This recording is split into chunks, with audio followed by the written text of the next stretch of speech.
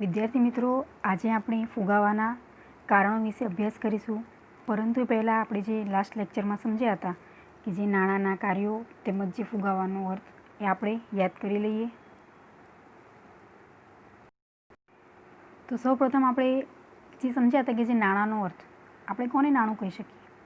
તો માર્શલ એવું કહે છે કે કોઈ પણ સમયે અને સ્થળે કોઈ સંયમ કે વિશેષ તપાસ વિના જેના દ્વારા વસ્તુઓ અને સેવાઓનો વિનિમય થઈ શકે તે નાણું છે. એટલે માર્શલના મતે એવું છે કે આપણે કોઈ પણ વસ્તુ છે એમાં કોઈ ખાસ તપાસ કરવા નથી, અથવા કોઈ પણ સમયે આપણે જે વસ્તુ છે એને સરળતાથી આપણે શું કરી શકીએ છીએ, ખરીદી કરી શકીએ છીએ, એટલે વિનિમય થઈ શકીએ છીએ. જે આપણે વસ્તુ મેળવવી છે તો એને આપણે નાણું કહી શકીએ છીએ. હવે આપણે જે સમજ્યા હતા કે જે નાણાંના કાર્યો, તો નાણાંના જે 3 કાર્યો હતા. એક તો છે કે વિનિમયના માધ્યમનું કાર્ય છે, બીજું છે કે મૂલ્યના સંગ્રાહક તરીકેનું, ત્રીજું છે કે મૂલ્યના માપદંડ તરીકેનું કાર્ય. એટલે આપણે જે નાણું છે એ સૌથી મહત્ત્વનું છે કે આપણે એનો સંગ્રહ કરી શકીએ છીએ. જ્યારે આપણે સાટા પ્રથા સમજ્યા હતા તો એમાં શું હતું કે આપણે જે વસ્તુ છે એનો આપણે ખૂબ જ લાંબા સમય સુધી સંગ્રહ કરી ન શકતા હતા, પરંતુ જે નાણું છે એનો આપણે લાંબા સમય સુધી સંગ્રહ કરી શકીએ છીએ, માટે ખૂબ જ મહત્ત્વનું છે. હવે આપણે જોઈએ કે જે ફુગાવાનો અર્થ. હવે આપણે જે જોયું હતું કે ફુગાવો એટલે શું, તો ફુગાવો એટલે ભાવ વધારો. હવે ડૉક્ટર એપી લર્નર એવું કહે છે કે વસ્તુના પુરવઠા કરતાં તેની વધારે પ્રમાણમાં માંગ થાય તો તે સ્થિતિ છે એ ફુગાવો દર્શાવે છે, એવું આપણે સમજ્યા હતા. તેમજ આપણે જોયા હતા કે જે ફુગાવાના લક્ષણો, ફુગાવો એટલે કે જે સતત ભાવ વધારો છે, તેમજ જે નાણાંનું મૂલ્ય ત્યારે કેવું થાય છે, ઘટતું જાય છે, અને બધા ક્ષેત્રોમાં જે ભાવમાં વધારો થાય છે, તેમજ જે પૂર્ણ રોજગારની સ્થિતિ પછી વધતી ભાવ સપાટી પણ શું દર્શાવે છે, ફુગાવો દર્શાવે છે. હવે આપણે જોઈએ કે જે ફુગાવાના કારણો. તો ફુગાવો છે તો એના કારણો છે, તો એના જે સૌથી મહત્ત્વના 2 છે કે જે માંગમાં વધારો થાય છે, અને બીજું છે જે ખર્ચમાં વધારો. મુખ્ય 2 કારણો છે એના. અને ત્રીજો મુદ્દો છે કે જે અન્ય કારણો. હવે સૌપ્રથમ આપણે જોઈએ કે જે માંગમાં વધારો.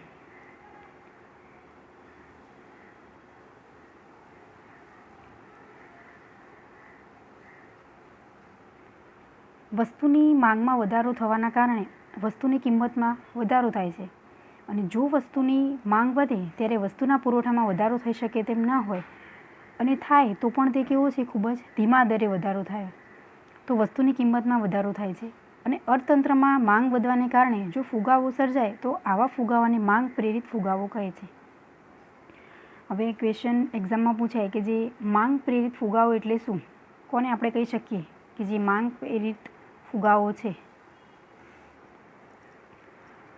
તો સૌથી મહત્ત્વનું અહીંયા છે કે માંગમાં જ્યારે વધારો થવાના કારણે જે વસ્તુની કિંમતમાં વધારો થાય છે, અને જો વસ્તુની માંગ વધે છે ત્યારે પુરવઠામાં જે વધારો થઈ શકે તેમ ના હોય તો પણ એ જોવા મળે છે, પણ કેવો એનો દર જોવા મળે છે, જે વધારાનો ખૂબ જ ધીમો હોય છે, એટલે કે ધીમા દરે વધારો થતો હોય છે. એટલે કે જે વસ્તુની કિંમતમાં વધારો થાય છે, અને અર્થતંત્રમાં પણ જે માંગ વધવાના કારણે જો ફુગાવો સર્જાય છે, શેના કારણે, માંગ વધવાના કારણે જ્યારે ફુગાવો સર્જાય છે તો આપણે એ ફુગાવાને માંગ પ્રેરિત ફુગાવો આપણે કહી શકીએ છીએ. હવે માંગ પ્રેરિત ફુગાવો શાના કારણે જોવા મળે છે, તો માંગ વધવાના કારણે સર્જાય છે. હવે માંગમાં જે વધારો થાય છે તેના જે 3 કારણો છે. માંગમાં વધારો થવાના કારણો કયા છે, તો 3 છે. એક તો નાણાંના પુરવઠામાં વધારો થાય છે, બીજું છે સરકારના જાહેર ખર્ચમાં વધારો થાય છે, અને ત્રીજો મુદ્દો છે વસ્તી વધારો. આ 3 કારણો છે કે જે માંગમાં વધારો થવાના છે. હવે આપણે એને સમજીએ વિસ્તૃતમાં. હવે આપણે જોઈએ કે જે સૌપ્રથમ મુદ્દો કે જે નાણાંના પુરવઠામાં વધારો, એના કારણે જે માંગમાં કેવી રીતે વધારો થાય છે, તો દેશમાં નાણાંનો પુરવઠો વધવાથી લોકોની નાણાકીય આવકો વધે છે. એટલે કે જે નાણાંનો પુરવઠો વધે છે તો એના કારણે શું થાય છે કે જે લોકો છે તેમની જે નાણાકીય આવક કેવી જોવા મળે છે, એ વધતી જોવા મળે છે. અને આવકો વધે છે તો લોકો છે એ વસ્તુઓ અને સેવાઓની માંગમાં વધારો કરે છે. સ્વાભાવિક રીતે આપણે જોઈએ કે જો કોઈ પણ વ્યક્તિ છે એની ઇન્કમમાં જો વધારો થાય છે તો સામે એની ખરીદ શક્તિ છે એ કેવી થાય છે, કંઈ પણ વસ્તુ ખરીદવામાં એ પોતે સક્ષમ ધરાવે છે. શા માટે, કેમ કે એની પાસે આવક છે. જો પોતાની પાસે આવક છે તો સામે ખર્ચ કરવાની શું ધરાવે છે? શક્તિ ધરાવી શકે. એની પાસે ક્ષમતા છે કે હું કોઈ પણ વસ્તુ શું કરી શકીશ? મેળવી શકીશ. એટલે કે વ્યક્તિની આવક વધે છે તો સામે કોઈ પણ વસ્તુ ખરીદવા માટે સક્ષમ છે. એટલે કે વસ્તુઓ અને સેવાઓની માંગમાં વધારો થાય છે. તેમજ પુરવઠો સ્થિર હોવાથી કિંમતમાં વધારો થાય છે. એટલે કે નાણાં આધારિત કોઈપણ અર્થતંત્રમાં વસ્તુઓ અને સેવાઓનું પ્રમાણ કરતાં નાણાંનું પ્રમાણ વધી જાય ત્યારે ફુગાવો સર્જાય છે. આપણે જોઈ ગયા કે ફુગાવો એટલે કે જે ભાવ વધારો. હવે નાણાં આધારિત કોઈપણ અર્થતંત્રમાં કે વસ્તુઓ અને સેવાઓના પ્રમાણમાં કરતાં જે નાણાંનું પ્રમાણ વધી જાય ત્યારે શું દર્શાવવામાં આવે છે? ફુગાવો જોવા મળે છે. હવે મેકલબ એવું કહે છે કે ખૂબ વધુ નાણું ઓછી વસ્તુઓને પકડવા દોડે ત્યારે ફુગાવો સર્જાય છે. એમના મતે એવું છે કે જે ખૂબ વધુ નાણું ઓછી વસ્તુઓને જે પકડવા દોડે ત્યારે ફુગાવો સર્જાય છે. આ ક્વેશ્ચન વિધાનમાં પૂછાય છે કે ખૂબ વધુ નાણું ઓછી વસ્તુને પકડવા દોડે ત્યારે ફુગાવો સર્જાય છે, એ સમજાવો. તો ખૂબ જ ધ્યાનમાં રાખવાનું છે કે આપણે જે ફુગાવો જોયો કે જે ભાવ વધારો એટલે કે વસ્તુના પુરવઠા કરતાં તેના વધારે પ્રમાણમાં માંગ છે તો એ સ્થિતિ શું દર્શાવે છે? ફુગાવો એ દર્શાવે છે. હવે આપણે જોઈએ કે જે બીજો મુદ્દો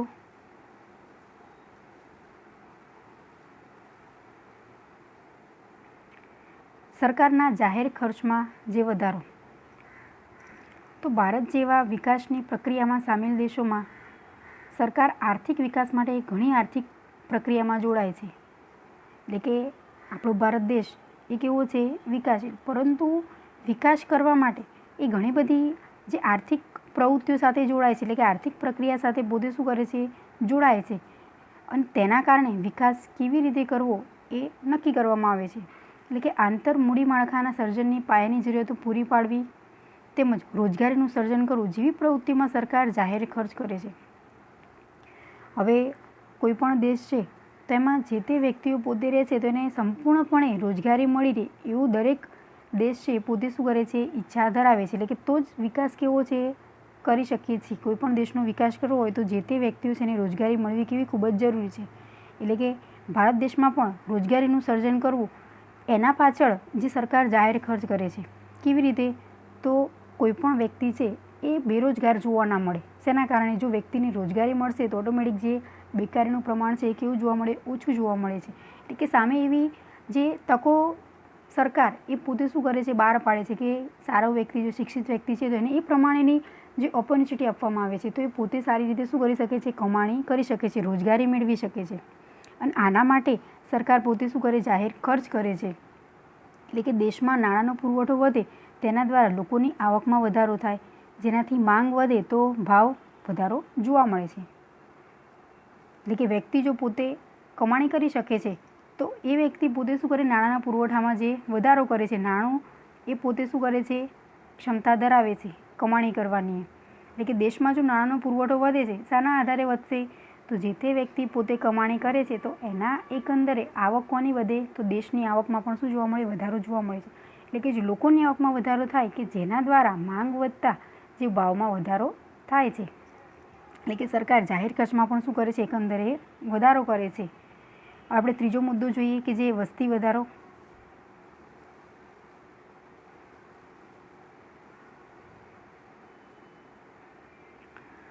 ભારતમાં સરેરાશ 2% દરે જે વધતી વસ્તી માંગ વૃદ્ધિનું દબાણ ઊભું કર્યું છે. એટલે કે વધતી વસ્તીના રોજબરોજના જે વપરાશ માટેની ચીજ વસ્તુઓ એ માંગમાં વધારો કરે છે. એટલે કે વ્યક્તિમાં આપણે જોઈએ છીએ તો જે પોતે કંઈ ના કંઈ વસ્તુ શું કરે છે? પોતે ખરીદવા માટે જે માંગ દર્શાવે છે. એટલે કે જે વસ્તી વધારો એકંદરે જોવા મળે છે તો વસ્તી વધારાના કારણે પણ જે વસ્તુઓ છે એની પણ શું જોવા મળે? માંગમાં વધારો થાય છે. કેમ? કે જીવન જરૂરિયાતની જે વસ્તુઓ જે તે વ્યક્તિ છે એને જોઈએ છે તો એના કારણે જે માંગ કેવી થશે? વધતી જોવા મળશે. તેમજ જે વસ્તીની માંગ આપણે જો પૂરી ના થઈ શકે ત્યારે જે ભાવ સપાટીમાં શું જોવા મળે છે? વધારો થાય છે. એટલે વસ્તી સ્થિર હોય ત્યારે પણ તેની આવકોમાં વધારો થાય તો પણ જે માંગમાં વધારો થાય છે. એટલે કે જે વસ્તી સ્થિર હોય છે પણ તેની આવકમાં જો વધારો થાય તો પણ તેમની માંગ કેવી થશે? ત્યારે વધશે. ભલે વસ્તી સ્થિર જોવા મળે છે પરંતુ જેમની વસ્તુ ખરીદવાની ક્ષમતા છે એ તો એકંદરે કેવી છે, પોતાની આવક છે એના આધારે પોતે વસ્તુ એ ખરીદી કરી શકે છે. એટલે કે જે નાણાં પુરવઠાના જે વધારાના કારણે આવકમાં થયેલો જે વધારો છે એ માંગમાં શું કરે, એકંદરે વધારો કરે છે. કે આપણે જોઈ ગયા 3 મુદ્દા કે જે નાણાં પુરવઠામાં વધારો થાય છે, સરકારના જાહેર ખર્ચમાં અને વસ્તી વધારો. આના કારણે જે વધારો થાય છે એ સ્વાભાવિક રીતે માંગમાં શું કરે, વધારો કરે છે અને ભાવ સપાટીમાં પણ એ વધારો દર્શાવે છે. હવે આપણે બીજો મુદ્દો જોઈએ કે જે ખર્ચમાં વધારો. હવે આપણે જોઈએ કે જે ખર્ચમાં વધારો, તો કિંમતને અસર કરતું બીજું પરિબળ એ પુરવઠો છે. હવે ઉત્પાદન ખર્ચમાં વધારો થાય તો પણ વસ્તુઓના ભાવમાં એ વધારો થાય. સ્વાભાવિક છે કે જ્યારે કોઈ પણ વસ્તુ તૈયાર થાય છે, બને છે અને એના જો ઉત્પાદન ખર્ચમાં જ્યારે વધારો જોવામાં આવે છે, એટલે કે જે વસ્તુ પાછળ એ કોઈપણ પ્રકારનું આપણે જે અંદર રો મટીરિયલ આપણે યુઝ કરીએ છીએ અને એમાં જો વધારો થાય છે તો એકંદરે વસ્તુની કિંમતમાં શું જોવા મળે છે, વધારો થાય છે. એટલે કે ઉત્પાદન ખર્ચમાં વધારો થાય તો સ્વાભાવિક છે કે વસ્તુઓના ભાવમાં એ વધારો થાય છે. એટલે કે કાચા માલની કિંમતમાં, યંત્રોમાં, વીજળી પાણીના દરમાં, શ્રમિકોના વેતનમાં, વાહન વ્યવહાર ખર્ચમાં વધારો થવાના કારણે વસ્તુ કે સેવાની કિંમતમાં વધારો થાય છે. આ બધું શું છે કે કોઈપણ વસ્તુ આપણે ઉત્પાદન કરીએ છીએ, મેન્યુફેક્ચરિંગ કરીએ છીએ, તેમાં જે તે વસ્તુ અંદર સામેલ થયેલી છે. સૌપ્રથમ આપણે વાત કરીએ કે કાચો માલ. હવે આજે જે વસ્તુ આપણે ઉત્પાદન કરીએ છીએ એ કાચા માલની કિંમત 5 વર્ષ પછી કે એ રો મટીરિયલની કિંમત છે એમાં શું જોવા મળશે, થોડો ઘણો તફાવત જોવા મળશે. હવે એ ભાવ વધારો જોવા મળે છે એના કારણે પણ જે તે વસ્તુ છે એની કિંમતમાં કેવું થશે, વધારો સ્વાભાવિક રીતે જોવા મળશે. તેમજ જે યંત્રો છે, તો જે ટેકનોલોજીકલ જે યંત્રો છે, જે લેટેસ્ટ યંત્રો આવે છે, તો એની કિંમતમાં જો વધારો થાય છે તો એ દરેક વસ્તુ જેમ કે વીજળી છે, તેમજ શ્રમિકોનું વેતન. હવે જે શ્રમિકો છે જે અંદર કાર્ય કરી રહ્યા છે, વસ્તુનું ઉત્પાદનમાં જે વ્યક્તિઓનો હાથ છે, તો એ શ્રમિકોનું છે જે વેતનના દરમાં જો વધારો થશે તો એ દરેક વસ્તુ છે એ જે તે વસ્તુ ઉત્પાદિત થાય છે તો એ વસ્તુમાં શું જોવા મળશે, એ આપણે અંદર એડ કરીશું. એટલે કે સ્વાભાવિક રીતે જે તે વસ્તુ છે એની કિંમત કેવી થશે, વધતી જોવા મળશે. તેમજ એ વસ્તુ ઉત્પાદન થઈ ગઈ છે અને એ વસ્તુને કોઈ બીજી જગ્યાએ આપણે પહોંચાડીએ છીએ તો એ માટે જે વાહન વ્યવહારનો ખર્ચ થાય છે, તો આ દરેક ખર્ચા છે કે જે વસ્તુ કે સેવાઓ જે આપણે ઉત્પાદન કરીએ છીએ એ પાછળ આપણે જે ખર્ચ કરીએ છીએ તો એના કારણે એ વસ્તુની કિંમતમાં વધારો જોવા મળે છે. એટલે સ્વાભાવિક છે કે જે વસ્તુની કિંમત છે એમાં શું થશે, વધારો જોવા મળશે. અને આ ખર્ચ વધવાના કારણે અમલી બનેલો જે ફુગાવો છે એને ખર્ચ પ્રેરિત ફુગાવો કહેવામાં આવે છે. આ ખર્ચ થાય છે એટલે કે આપણે જે રો મટીરિયલ માટેનો જે ખર્ચ કર્યો છે, વીજળીનો, જે તે શ્રમિકોના વેતનનો, વાહન વ્યવહારનો ખર્ચ, અને આના કારણે જે અમલી બનેલો ફુગાવો છે એને આપણે શું કહી શકીએ છીએ, ખર્ચ પ્રેરિત ફુગાવો. હવે ક્વેશ્ચન એ રીતે પૂછાય શોર્ટ કે જે ખર્ચ પ્રેરિત ફુગાવો આપણે કોને કહી શકીએ, તો આપણે એવું કહી શકીએ કે જો ફુગાવાનો ઉદ્ભવ એ ઉત્પાદન ખર્ચમાં થયેલ વધારાના કારણે થયો હોય તો આપણે એને ખર્ચ પ્રેરિત ફુગાવો કહેવાય. એટલે કે ઉત્પાદન ખર્ચમાં વધારો થયેલો છે અને એ વધારાના કારણે જે થાય છે તો એ ખર્ચ કેવો છે, ખર્ચ પ્રેરિત ફુગાવો કહેવામાં આવે છે. હવે આપણે જે બે સમજ્યા ફુગાવાના કારણો, જે માંગમાં વધારો અને ખર્ચમાં વધારો. હવે આપણે જોઈએ કે ત્રીજું કે જે અન્ય કારણો, ફુગાવાના જે અન્ય કારણો, સૌથી મહત્ત્વના 2 કારણો છે મુખ્ય કે જે માંગમાં વધારો અને ખર્ચમાં વધારો. હવે ત્રીજું છે કે જે અન્ય કારણો. તો અન્ય કયા કારણો છે, તો અન્ય કારણો છે કે સૌપ્રથમ છે કે જે કરવેરાની નીતિ, બીજું છે કે જે આયાતી વસ્તુઓની કિંમતમાં વધારો, અને ત્રીજો મુદ્દો છે કે જે અછત. સૌપ્રથમ આપણે જોઈએ કે જે કરવેરાની નીતિ. તો સરકારની કરવેરાની જે નીતિ છે એ ખાસ તો ઊંચા દરે વધતા વેરાઓ વસ્તુના ઉત્પાદન ખર્ચમાં અને કિંમતમાં વધારો કરે છે. તેમજ ઊંચા કરવેરાના દર ફુગાવા માટે જવાબદાર બની શકે છે.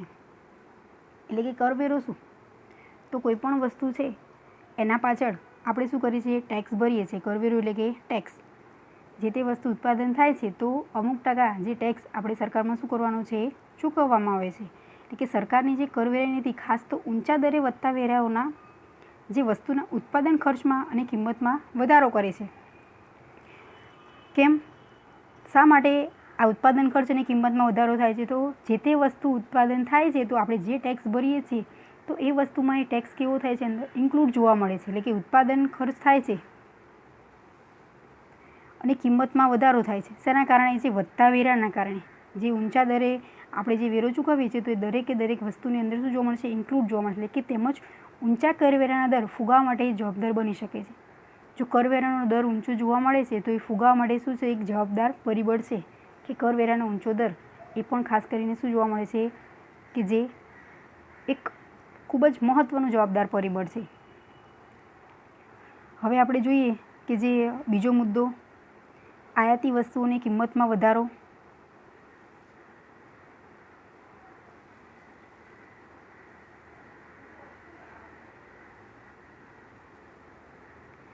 કે ભારતમાં જરૂરી પેટ્રોલિયમ પેદાશોના 70% જેટલો પુરવઠો આયાત દ્વારા પૂરો પાડવામાં આવે છે.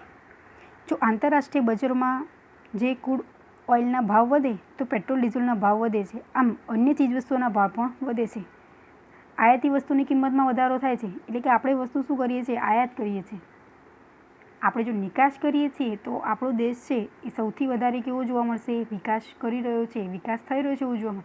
પરંતુ આપણે જે તે વસ્તુની આયાત કરીએ છીએ શા માટે? કે આપણા પાસે એ વસ્તુની અછત જોવા મળે છે. આપણી પાસે હકીકતમાં એ વસ્તુ છે નહીં. એટલે આપણે અન્ય દેશ પાસેથી આપણે જે તે વસ્તુ છે જરૂરિયાત છે માટે આપણે આપણા દેશ માટે લાવવા માટે શું કરીએ છીએ? એ વસ્તુની આપણે આયાત કરીએ છીએ. એટલે કે આયાતી વસ્તુની કિંમતમાં વધારો થાય છે એ પણ એક ફુગાવા માટે જવાબદાર પરિબળ છે. કે ભારતમાં જરૂરી પેટ્રોલિયમની પેદાશો 70% જેટલો આપણે પુરવઠો આયાત કરીએ છીએ. કેટલો પુરવઠો? આપણી પાસે હકીકતમાં છે જ નહીં એ વસ્તુ કે જે પેટ્રોલિયમ પેદાશ છે, તો આપણે 70% જેટલો પુરવઠો છે એ આયાત કરીએ છીએ. તો એના કારણે આપણે જોઈએ છીએ સ્વાભાવિક કે એ વસ્તુ છે એનો ભાવ કેવો જોવા મળે છે? વધતો જોવા મળે છે. આપણે જોઈએ છીએ કે જે પેટ્રોલ ડીઝલનો ભાવ છે એ કેટલો બધો ખૂબ જ વધુ જોવા મળે છે. કેમ? કે આપણી પાસે એ વસ્તુ હકીકતમાં છે નહીં. આપણે એ વસ્તુ ક્યાંથી લાવીએ છીએ? અન્ય દેશ પાસેથી આપણે શું કરીએ છીએ? આયાત કરીએ છીએ. અને આયાત કરીએ છીએ તો એ ભાવ એ સ્વાભાવિક રીતે કેવો થશે? વધુ જ. કેમ કે દરેક વસ્તુ જે અંદર બહારથી આવે છે એમાં તો ટેક્સ કેવો હોય છે? ઇન્ક્લુડ હોય છે. અને એના કારણે ભાવ કેવો જોવા મળે છે? વધતો જોવા મળે છે. આપણે જોઈએ છીએ કે દિન પ્રતિદિન જે પેટ્રોલ ડીઝલનો ભાવ છે એ કેવો થાય છે? વધતો જ જોવા મળે છે. ક્યારેય પણ એકંદરે ઘટતો નથી.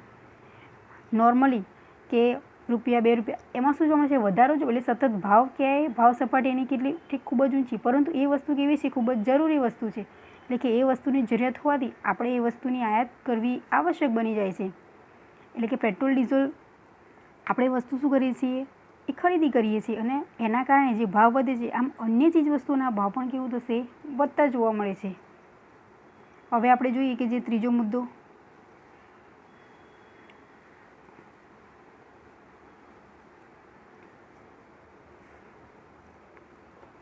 અછત. કે કાચા માલની, વીજળી અને ઉત્પાદન માટે જરૂરી કોઈપણ બાબતની અછત ઊભી થાય ત્યારે તેના ભાવમાં વધારો થાય છે. આમ ઉત્પાદન પ્રક્રિયામાં સામેલ થતી બાબતોની જે વ્યાપક તેમજ લાંબા ગાળાની અછત ફુગાવા માટે જવાબદાર બની શકે છે. હવે અછત છે એ પણ શું થાય છે? ફુગાવા માટે એક જવાબદાર બને છે. કાચા માલની, વીજળીની, ઉત્પાદન માટે જરૂરી કોઈપણ બાબતની અછત ઊભી થાય તો તેના કારણે ભાવમાં શું થાય? વધારો થાય છે.